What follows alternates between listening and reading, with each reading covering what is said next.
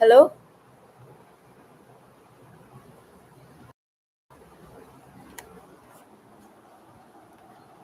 Hello തുടങ്ങിയിട്ടില്ല.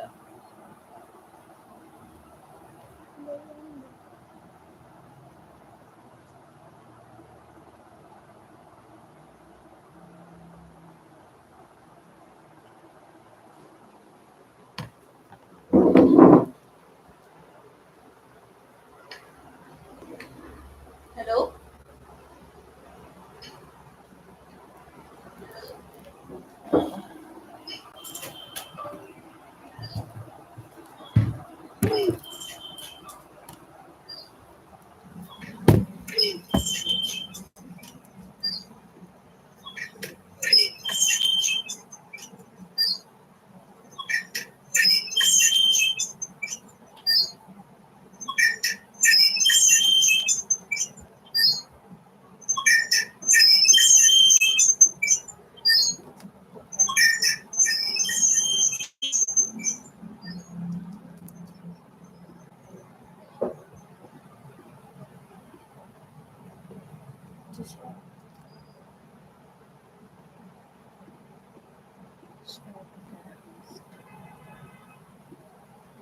This cool to audio. To share audio, share a tab list. Tab ആയിട്ട്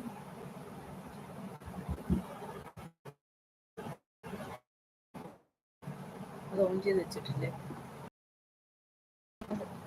എന്നിട്ട് അത് പോയി.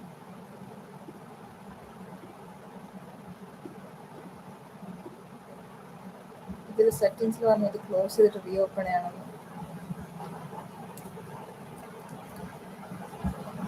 God.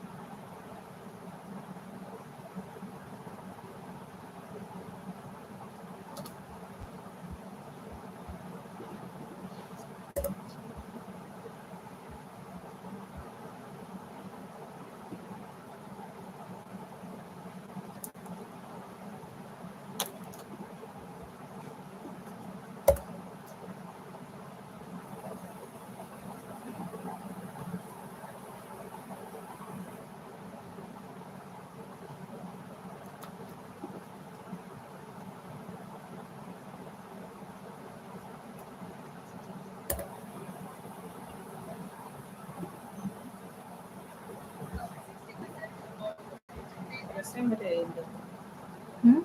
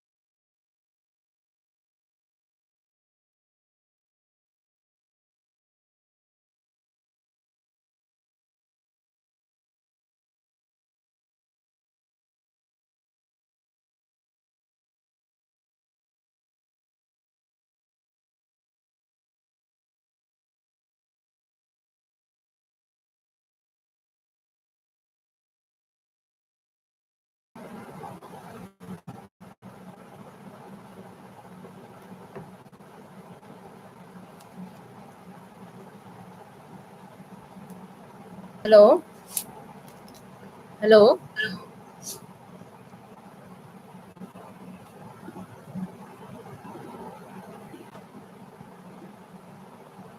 hello. Am I am I audible now?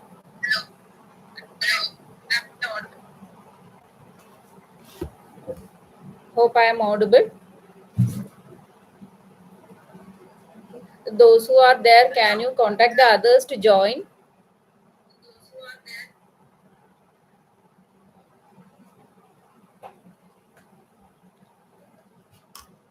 വേറെ എല്ലായിടത്തും ഒന്ന് ജോയിൻ ചെയ്യാൻ പറയോ?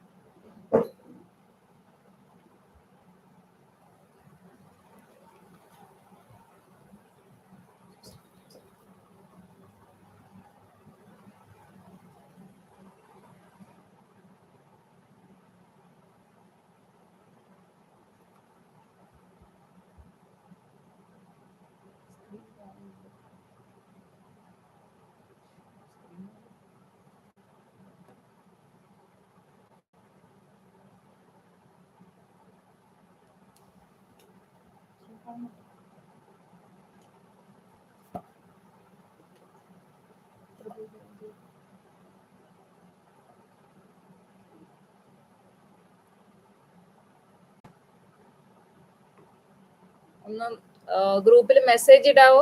എല്ലായിടത്തും ഒന്ന് ജോയിൻ ചെയ്യാൻ. എനിക്ക് ഓഡിയോക്ക് ചെറിയ പ്രോബ്ലംസ് ആയിരുന്നു, അതാണ് ഇത്ര നേരം ജോയിൻ ചെയ്യാൻ പറ്റാത്ത. 3 പേരെ ജോയിൻ ചെയ്തിട്ടുള്ളൂ, ബാക്കി എല്ലായിടത്തും ഒന്ന് ജോയിൻ ചെയ്യാൻ പറയാമോ?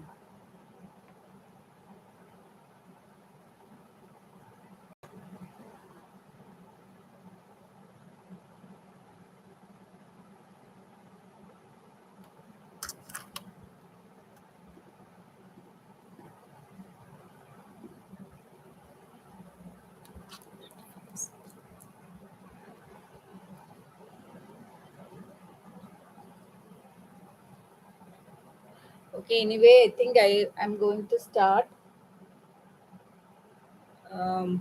ഇന്ന് ഞാൻ എടുക്കാൻ പോകുന്ന നമ്മുടെ ഫാം ഓഫീസറിന്റെ സിലബസിലെ മാർക്കറ്റിംഗ്, അഗ്രികൾച്ചർ എക്കണോമിക്സിലെ മാർക്കറ്റിങ്ങിന്റെ പോർഷനാണ്. മാർക്കറ്റിങ്ങിന്റെ കൺഫ്യൂസിങ് ആയിട്ടൊന്നുമില്ല, വളരെ ഡയറക്റ്റ് ആയിട്ടുള്ള ക്വസ്റ്റ്യൻസ് വരുന്ന ഒരു പോർഷനാണിത്. പക്ഷെ കുറച്ചധികം കാര്യങ്ങൾ ഇതിൻ്റെ അകത്ത് മനസ്സിലാക്കേണ്ടതായിട്ടുണ്ട്. ഞാൻ കുറച്ചൊരു ഒബ്ജക്റ്റീവ് ടൈപ്പ് ക്വസ്റ്റ്യൻസ് എൻ്റെ നമുക്കൊന്ന് ഡിസ്കസ് ചെയ്യാം. അത് കഴിഞ്ഞിട്ട് അതിൽ വരുന്ന അതുമായിട്ട് റിലേറ്റ് ചെയ്ത തിയറി പോർഷൻസും കൂടെ നോക്കാം. അപ്പം സ്റ്റാർട്ട് ചെയ്യാൻ തോന്നുന്നു. Okay, the first thing is regarding the word market. This question usually comes for the many exams like PSC exams as well as university exam. That is, the word market comes from Latin word marketus. So 2 questions can be there from this sentence, whether word market comes from which language, that is Latin language, and from the word marketus. The meaning of the word marketus is merchandise or trade, or it is a place where business is conducted. Now we'll see what are the various components of a market. So we know what a market is. So to qualify it as a market, it should have some components. What is? First one is the existence of good or commodity for transaction. There should be some goods. It can be anything. It can be fruits, vegetables, or crops, whatever things be there. There should be some good for transaction. Then there should be buyers and sellers. Buyers are coming to buy things and the sellers are coming to sell things, and there should be a relationship between these buyers and sellers, so that negotiations can take place between the buyers and sellers. So there should be some business relationship as well as intercourse between the buyers as well as the sellers. And finally, demarcation of areas such as place, region, country, or the world. This is not necessary always. Still, these can be the 4 components of the market. So it can be asked like this: which of the following is not the component of a market. A question can come like that. So these are the four components of the market. So now we will see the utility. Utility is also asked in various competitive examinations.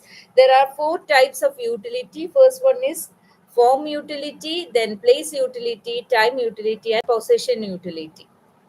Form utility means changing the form of good from one to another. For example, a timber can be converted to furniture. That is the change in form. So in the case of agriculture, we can say that the processing function adds form utility. By processing, you can convert mango into jam or pickle, whatever it may be. So for what adds form utility is processing. And in the case of place utility, place means the transportation of good from one place to another. So transportation can add place utility. And time utility means the storage. We can store it for store it for some time and can utilize it for later period. For example, mango, etc. These are seasonal crops. It can be stored and used for the further period. So storage adds time utility. And finally, possession. Possession means who possesses that particular, who owns that particular good. What adds possession utility is the buying and selling. Buying and selling process add the possession utility. Thus, we can say that we can have four types of utility. That is, first one is form utility, second one is place utility, then time utility, and finally possession utility. Now we'll go to a few one-word questions. What in regulated market, what things are regulated? So hope you all know about what regulated markets are. So regulated markets are those markets in which are regulated by a marketing committee. So marketing committee is there to regulate the activities of this market. Uh, the marketing committee contains members from government, members from farming community, members from traders. All those will be there in that particular committee. If any market which is regulated by this marketing committee is known as a regulated market. So what things are regulated in a marketing regulated market? That is usually the marketing practices are regulated because regulated markets are started in order to control the over exploitation of farmers by the traders or commission agents and all. So price, next question is price determining forces. So you have studied about the demand and supply. What is demand and what is supply? So what is the price determining forces in the market? It is simply both demand and supply. This determines the price. So at the point where demand meets supply, at that particular point, the price is determined. So second question is price determining forces are demand and supply. So you have the third one is regarding the place utility, time utility, form utility, and possession utility. So I've already explained it. Place utility is created by transportation.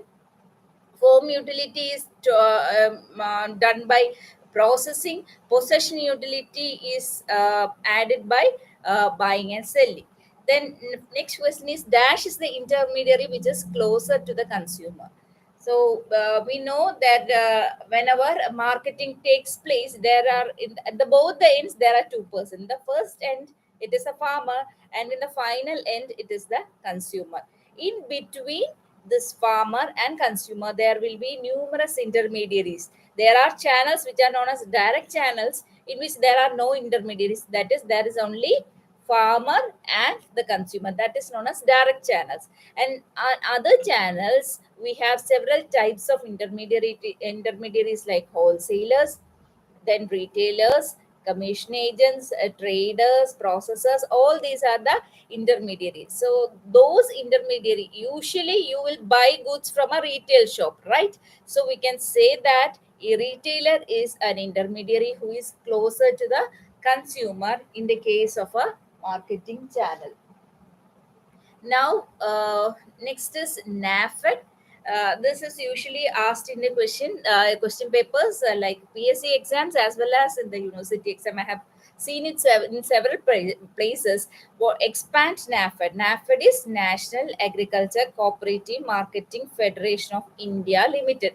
That is the full form. National Agriculture Cooperative Marketing Federation of India is the NAFED, and it is the apex organization of cooperative marketing. So the cooperatives are there in credit sector, that is giving loans to the farmer. In addition to this, the cooperatives are also involved in marketing of food, and that is known as cooperative marketing. And in the cooperative marketing, the apex organization in India is NAFED. NAFED is National Agriculture Cooperative Marketing Federation of India Limited, and it is the headquarters. That is also important. The headquarters is established in New Delhi, and as well as when it is established.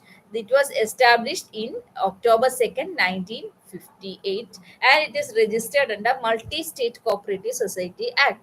What is that Multi-State Cooperative Society? That is these type of cooperative societies are there in more than one state.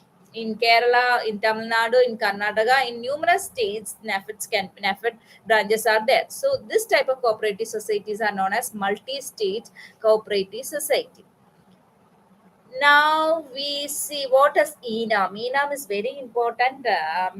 In the last AO exam also, a question was from ENAM. ENAM was established in which year?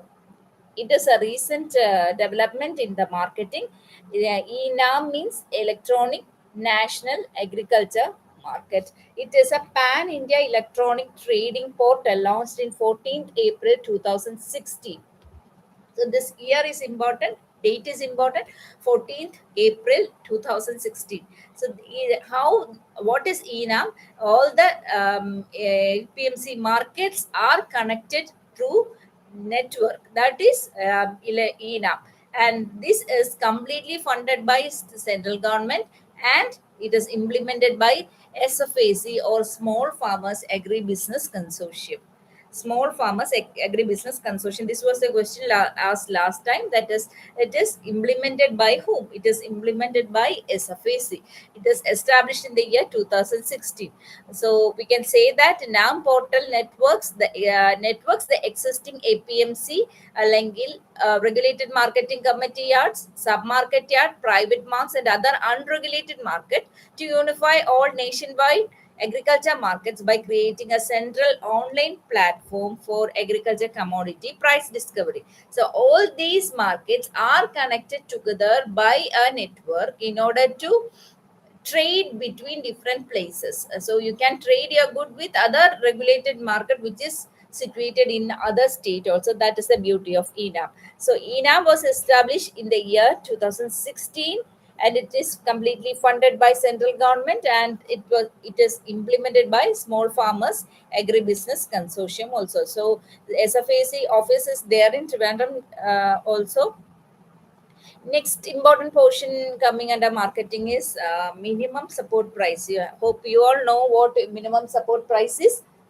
Minimum support price is basically, it is recommended by whom, it is announced by whom. These are the two types of question that is usually asked.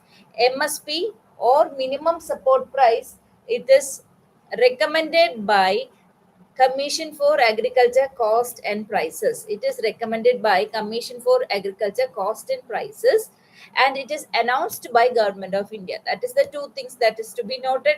MSP is recommended by the Commission for Agriculture Cost and Prices, that is CACP, but it is announced by the Government of India based on the cost of production.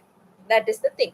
And the Commission for Agriculture Cost and production, that is CACP, it got that name in the year 1985, and earlier it was known as Agriculture Prices Commission. The first name was Agriculture Prices Commission, which came into existence after our green revolution, that is during January 1965. And in 1985 the Agriculture Prices Commission was renamed. It is now renamed, and in 1985 it is renamed as Commission for Agriculture um, Cost and Prices, that is CACP. So main function of CACP is the recommendation of minimum support price. Now, what is minimum support price? It is a tool which gives the guarantee to the farmers prior to the sowing season.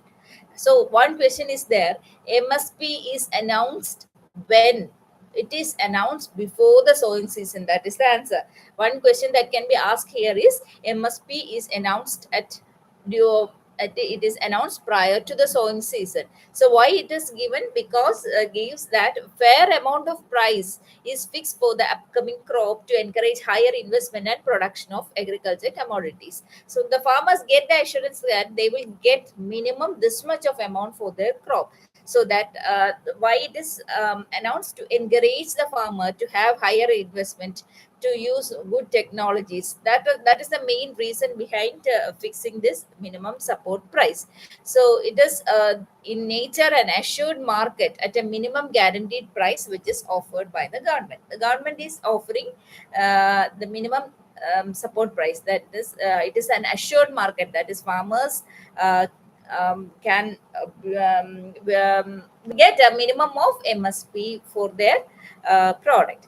Then who is the person behind that? LK Jha committee, known as Food Grains Prices Committee, was appointed to advise the government in the determination of minimum and maximum prices of rice and wheat in 1964. And based on this committee, after that several committees were also there.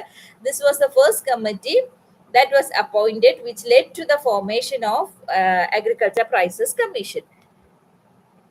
Now the next question is: dash are the prices at which commodities are domestically procured by the public agency for release through public distribution system and maintaining the buffer stock. So dash are the prices at which commodities are domestically procured by public agency for release through public distribution system, that is procurement price. At what price the government is procuring the rice, wheat, etc. from farmer, that is procurement price.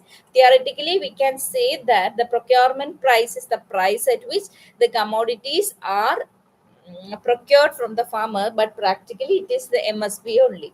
But we can, if a question like this is asked, you can write: the procurement price is the price at which the commodities are procured by public agencies such as FCI for the release through public distribution system and maintaining the buffer stock.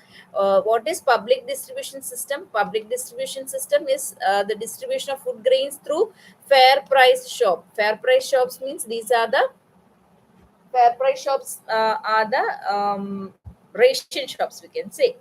Then another important portion in your syllabus is the buffer stock. What is a buffer stock? Buffer stock of food grains refer to the stock of food grains maintained by the government to be used as a buffer to cushion the shocks of fluctuating supply and price, to meet the emergency needs and to meet the situations arising out of serious unexpected shortage such as natural calamities, war, pandemic, etc. So the term buffer stock of food grains refers to the stock of food grains maintained by government. This stock of food grains is maintained where? It is maintained in the godowns of Food Corporation of India or warehousing corporation. So these type of food grains are stored in bulk for the safety of the country to meet any unforeseen contingency. For example, calamities, war, pandemic like COVID. At that time, we got the food grains because we had a strong supply of buffer stock in our country. So the what is buffer stock is? Buffer stock of food grains is the stock of food grains which is maintained by the government to be used as buffer to cushion the shocks of fluctuating supply. It helps as a buffer stock. Also, it helps in adjusting the price in the market also. Next is the issue price. What is issue price? The food grains supplied through the fair price shops or ration shops at subsidized rate are issue price. This is nothing but the price at which we buy the food grains from the fair price shop. What is fair price shop? Fair price shop is nothing but it is the ration shops. So what at what price we purchase the food commodities from the fair price shop is known as issue price. So far we have dealt with minimum support price, then procurement price, now it is issue price. Minimum support price is the price at which it is the price which is announced before the sowing season to give assurance to the farmers that they will get at least this much amount of this price for their good. And the procurement price is the price at which the public agency like FCI domestically procure the commodities from the market. This is usually done through the APMC mandis, which is located in various states. Then issue price is the price at which the ration shops supply food commodities to the people. It is usually in a subsidized rate. Subsidized rate means the government will give some amount of subsidy while supplying the price to the food through the ration shops. Now, who is maintaining this buffer stock in our country? In our country, the buffer stock is mainly maintained by the Food Corporation of India, FCI. When was FCI established? It was set up in 14th January 1965 under the FCI Act of 1964. So, Food Corporation of India was set up in 14th January 1965 under the FCI Act of 1964. The main function of this FCIR to procure a sizable portion of marketable surplus of food grains and other agriculture commodities at incentive price from the farmers on behalf of the central and state governments.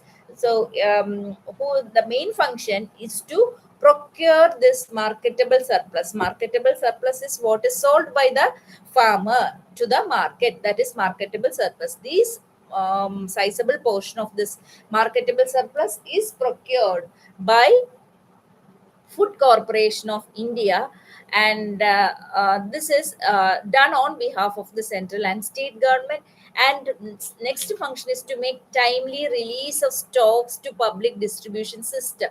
So in our public distribution system, that is like ration shops, we get the food through the FCI godowns, and to minimize seasonal price fluctuations and other inter-regional price variation in agriculture commodities by establishing a purchasing and distribution network. So whenever farmers feel that their food commodities is not sold in the market, FCI will procure that through the APMC mandis to build a sizable buffer stock of food grains to meet the situation that may arise as a result of shortfalls in internal procurement and imports. So I have already told you regarding what is the buffer stock, why the buffer stock is maintained. So one of the main agency which is keeping the buffer stock in India is Food Corporation of India. And a Food Corporation of India, it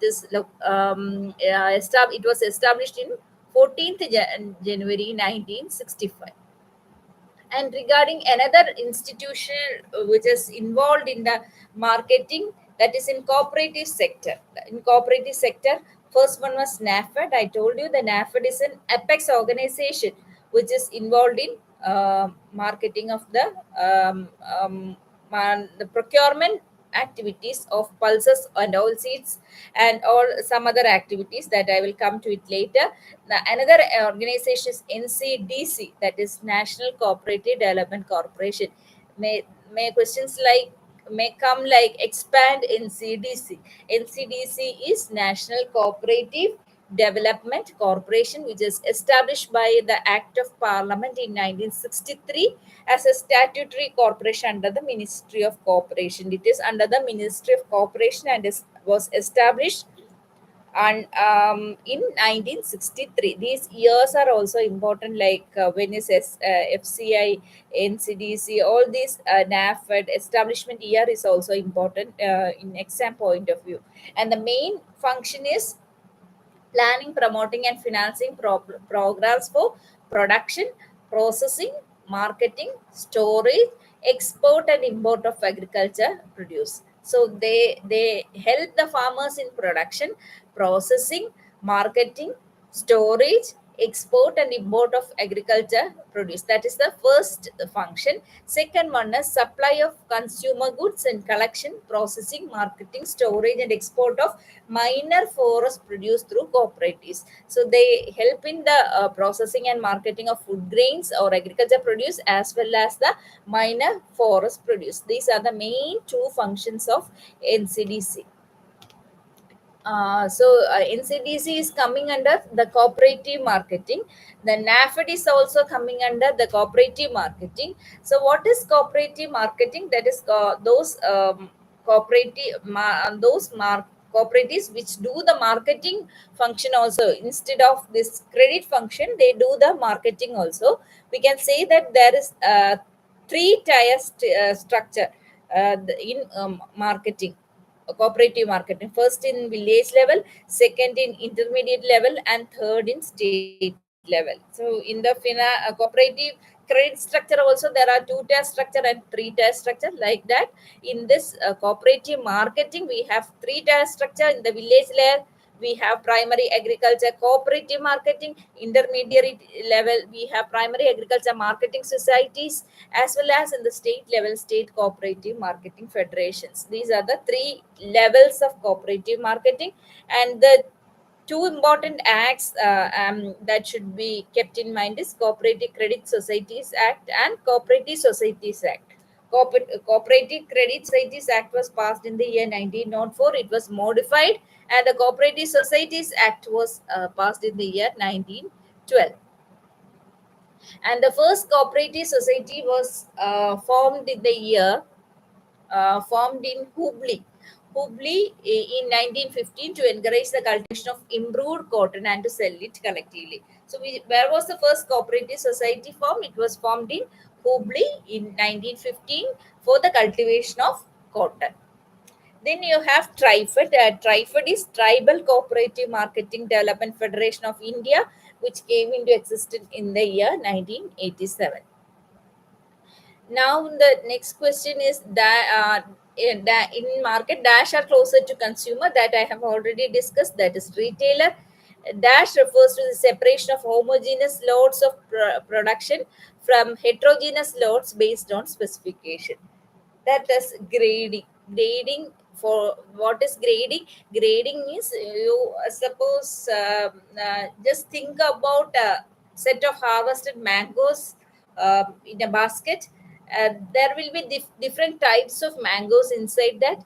You can in order to export it, or in order to send it to a premium market, it has to be sorted from the which is of equal. The inside one lot there should be the mangoes of equal quality. Okay, so from the heterogeneous load you are separating it into a homogeneous load.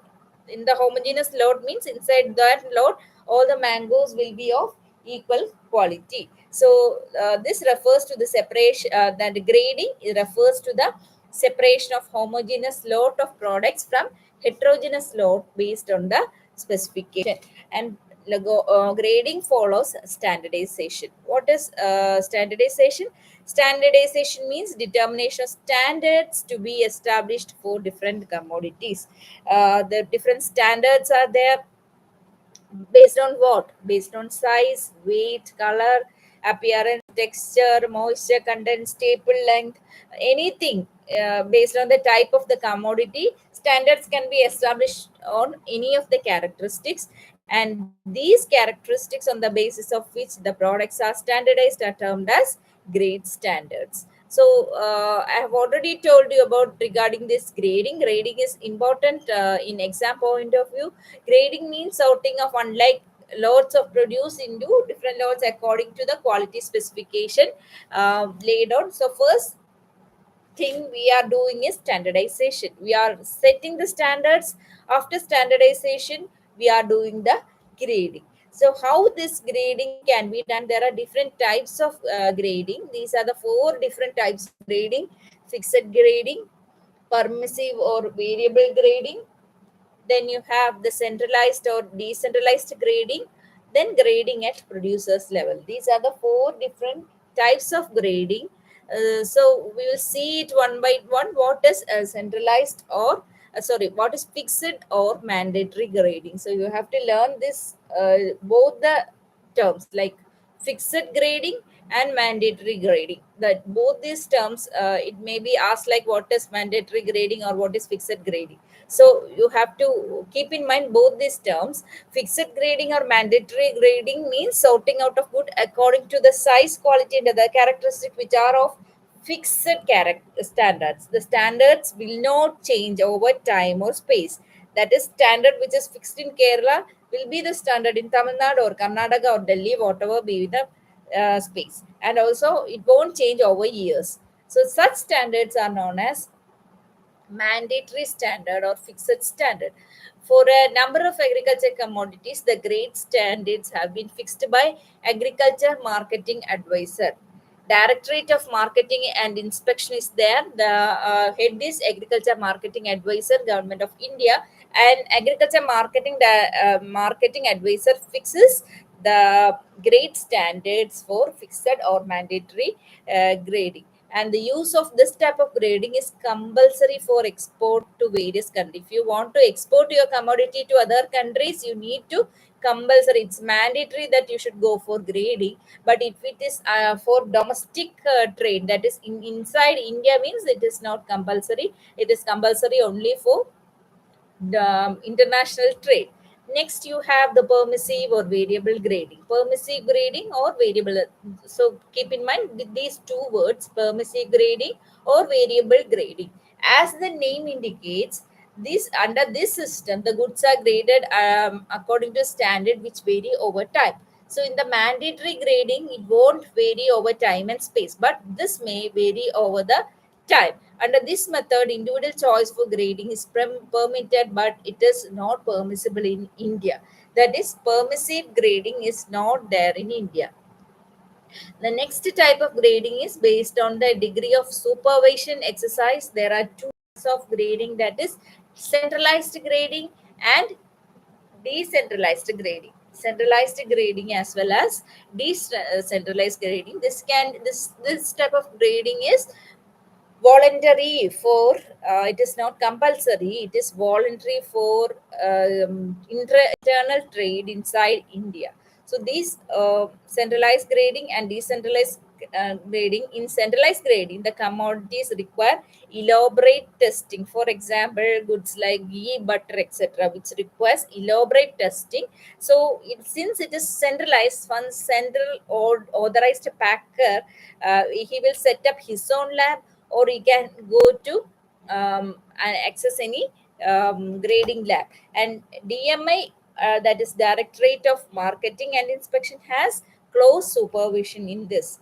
So, but in the case of the goods that do not require an elaborate testing, example rice, wheat, etc., unlike this ghee, butter, etc., they do not require elaborate testing. It is done mainly based on the physical factors, which requires only simple tests like the size, then moisture content, color, etc.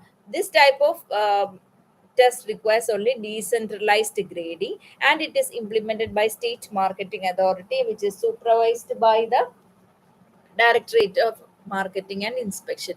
And the final type of grading which is present is grading at producers level. So this is implemented by State Marketing Authority, and it started in the year 1960 to 64. Here, what happens is free grading services are provided to the farmers. Free grading services are provided to the farmers for sorting the produce before offering for sale.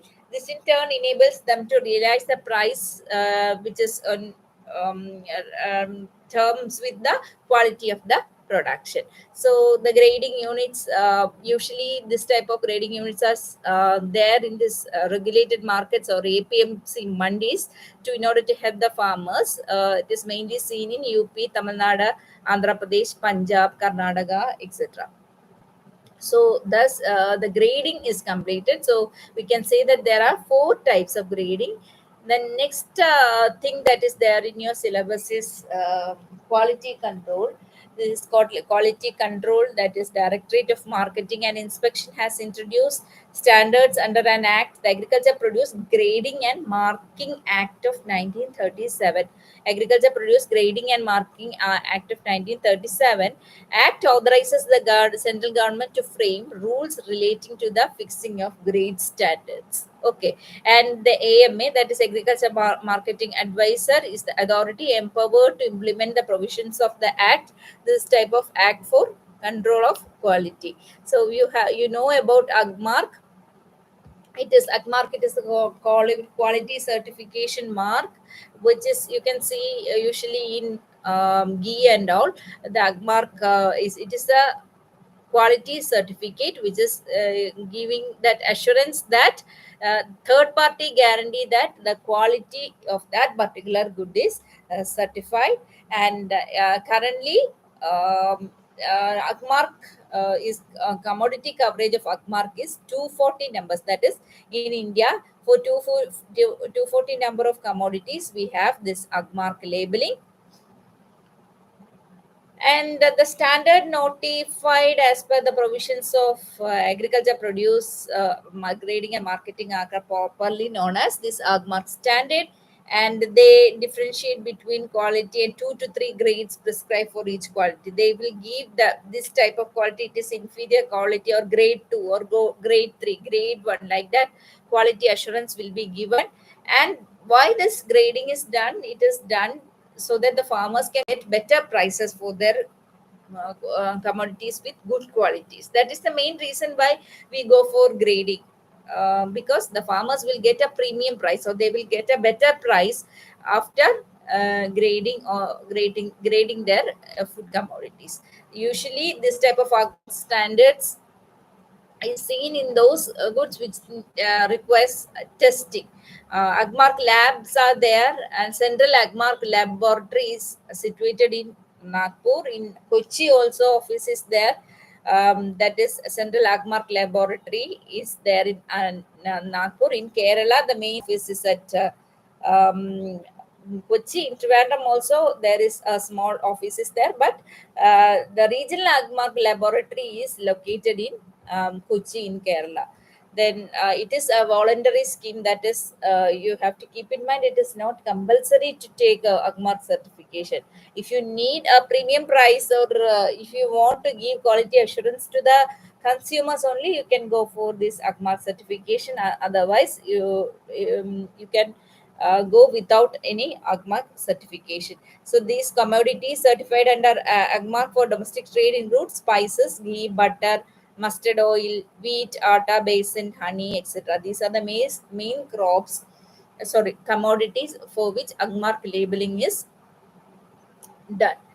Then the methods of computation of marketing margin and marketing cost. This is the next portion that is there in your syllabus. So, what is marketing margin? What is marketing cost? Marketing, when you market a good, that is the product reaches the farmer, reaches the consumer from the farmer. It will go through various intermediary. For example, you have one farmer, then from the farmer the commodity reaches another wholesaler. The farmer is selling it to a wholesale market. From the wholesale market it reaches the retail market, and from the retail market it reaches the ultimate consumer. So you have two intermediaries here, that is wholesaler and retailer, then farmer and consumer in the both there. So whenever a good goes from various intermediary, they will there will be two type of cost that is incurring. That is, first one is marketing cost. What is marketing cost? Marketing cost involves all those costs incurred by the intermediary. For example, the farmer has bought it to the wholesaler. The wholesaler incur expenses for storage, transportation, then maybe some levies and taxes, maybe warehouse charges. All these things will be incurred by the farmer. This is known as marketing cost. So keep in mind, marketing cost is the cost incurred by the intermediary in while handling the agriculture commodity. So next thing is marketing margin. What is marketing margin? It is nothing but the profit. Marketing margin is the profit which is taken by the that particular farmer, sorry, that particular intermediary. For example, there is a farmer producer. He sold it to the wholesaler. And suppose the farmer has sold it for 5 rupees, and the wholesaler had incurred 2 rupees as marketing cost. It is not profitable for him to sell that particular lot of goods for 5 rupees, because he has incurred a cost of 2 rupees as marketing cost, maybe for storing or handling charges 2 rupees. So he has to keep some profit for him also. Suppose he wants to keep a profit of 3 rupees, that 3 rupees is known as marketing margin. So a farmer is selling to wholesaler, that is wholesaler incurred an expense of 2 rupees for marketing, that is known as marketing cost. And so he has purchased for 5 rupees, 2 rupees is the marketing cost. So he has taken a profit of 3 rupees.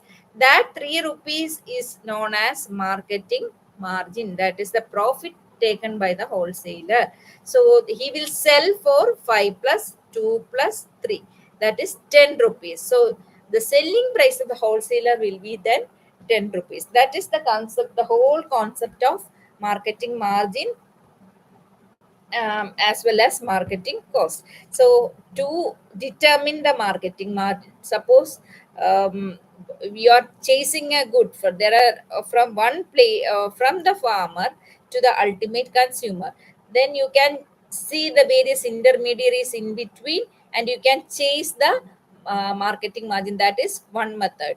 Methods of computing marketing margin and marketing cost: the first method is chasing a load method. That is, you can chase that particular load along the wholesaler, retailer, or whatever, whoever may be the intermediaries. You can chase this commodity particular load along the various intermediaries, and you can see what is the margin in marketing cost incurred, what is the marketing margin taken, everything you can note. This method is known as chasing a load method. So what type of question can come here? What is the method of estimating the marketing margin in the case of perishable farm products like fruits, vegetables, and milk? That is chasing a lot method. Fruits, vegetables, and milks. For this type of goods, you have chasing a lot method. Next method you are having is sum of average gross margins method. Sum of average gross margin method. In this method, there is a simple equation, that is the it is in the case here we have the sale value of the product. The intermediary is there. He is purchasing from one person and he is selling to another person. So the sale value minus purchase value divided by the quantity of the good handled, it will give the sum of average gross margins method. Then comparison of prices at successive levels of marketing. So this is the whole marketing channel for particular maybe any of this you can say any of the agriculture commodity. There are different types of marketing channel. So these are the various type of marketing channels that can come. You can trace this marketing channel, and the you can calculate the marketing cost and marketing margin from this channel. And this type of estimation of marketing cost and marketing margin is usually used in the case of wheat, maize, bajra, jowar, food grains. It usually in the case of food grains it is used, like wheat, maize, bajra, jowar. For perishable commodity, it is a chasing a load method. Another thing you have to keep in mind is producer price. Then you have price spread. What is producer price? Price is equal to wholesale price at the primary assembling center. It is the wholesale price at the primary assembling center minus the charges borne by the farmer in selling his produce. Suppose a farmer has bought his good to sell at a wholesale market. He came there and he incurred a transportation price of cost of rupees 2. So he sold his commodity for rupees 5, and he incurred the transportation cost or marketing cost of rupees 2. Then the actual price which is received by the farmer, it is known as producer's price or net price received by the farmer, is equal to 5 minus 2. That is the wholesale price he has sold minus the marketing cost or the charges borne by the farmer. This is known as producer's price or the farmer's price or the net price received by the farmer. These are the different terms which are used: producer price or farmer's price or net price which is received by the farmer. So we can say that the producer's price is the actual amount that is received by the farmer.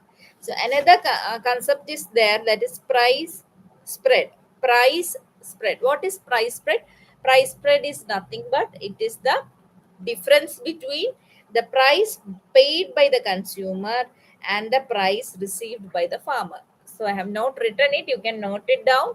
Price spread is the difference between the price paid by the consumer and the price received by the farmer. It is the difference between the price paid by the consumer. For example, a farmer has sold a good for rupees 6 to the wholesale market. He had incurred a cost of 2 rupees. So the net price received by the farmer is 4. And after going through several intermediary, the consumer has bought it for rupees 10. Then price spread is equal to 10 minus 4 is equal to 6. This is known as a price spread.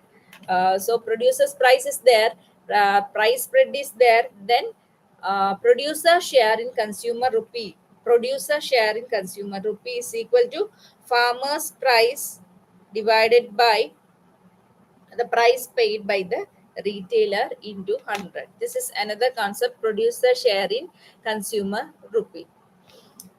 And finally, you have two more organizations to keep in mind, that is Central Warehousing Corporation as well as State Warehousing Corporation. You can go through the websites of these institutions like FCI, DMI, CACP, then Agmark, then State Warehousing Corporation, Central Warehousing Corporation, etc. So what is done in warehousing, sorry, in warehousing, what is done is it is basically um, storing the goods in a scientific manner in warehouses or storehouses.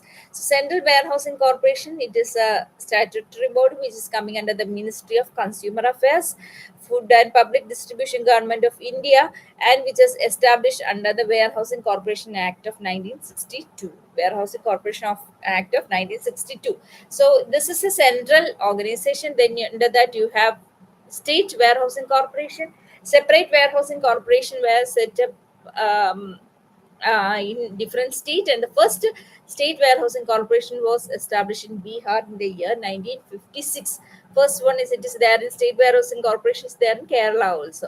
So two organizations are Central Warehousing Corporation and State Warehousing Corporation.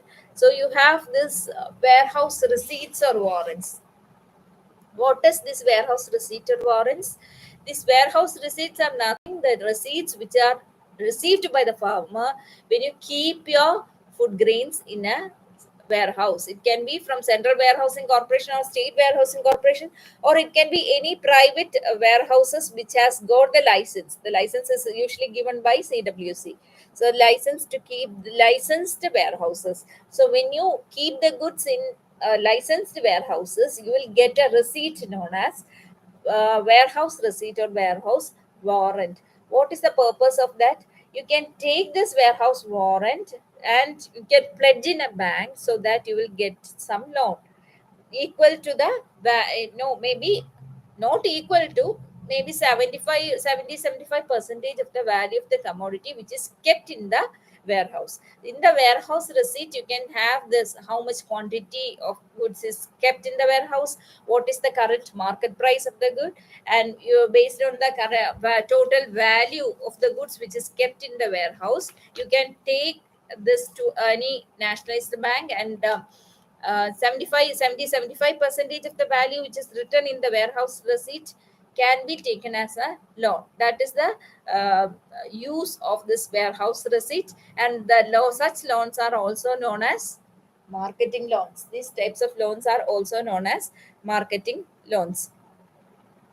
And a few things I have left is the Office of the Agriculture Marketing Advisor (AMA). I told you it is a head of Directorate of Marketing and Inspection, and it is the Office of Agriculture Marketing Advisor was established in Delhi in 1935. It was in the year 1935. Now the head office is at Faridabad, and the branch head office is at Nagpur. The head office of this head office of this DMI is at Faridabad, and it has the branch head office at Nagpur. So these are the main things that is covered. I think you remember that Agmark lab is also have its central laboratory which is established in Nagpur. It also Nagpur also has the branch head office of Agriculture Marketing Advisor. So this is a small portion which is coming under the agriculture economics, that is marketing. I have gone through the important points. Rest of the things you can go through the textbooks, Ajarya textbook as well as and Ajarya's textbook, as well as you can go through the Subbaradi text. This is also from the Department of Agriculture Economics, College of Agriculture, Vellani. If you want to contact me, if you have any doubt, you can contact me also. So thank you.